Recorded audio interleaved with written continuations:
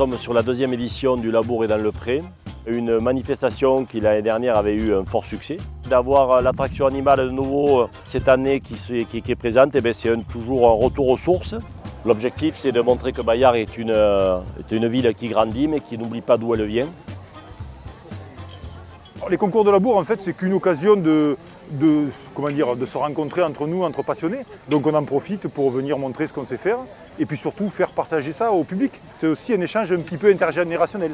On se rend compte qu'on apprend beaucoup avec les gens de la génération précédente. Plus de 40 bêtes sont présentes pour le concours de Labour.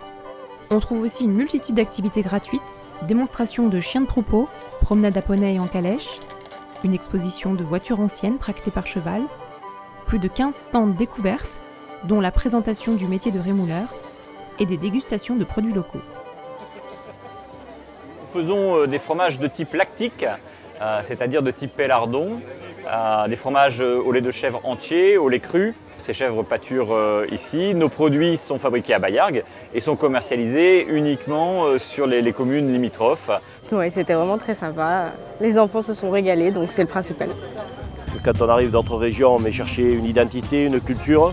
Et nous sommes riches de cette identité, de cette culture à Bayard, comme les villages avoisinants, la ville de Montpellier. Donc nous sommes fiers de voir autant de monde de nouveau cette année pour cette deuxième édition. Ça nous engage de nouveau à nous préparer pour la troisième édition l'année prochaine avec un peu plus de dynamique.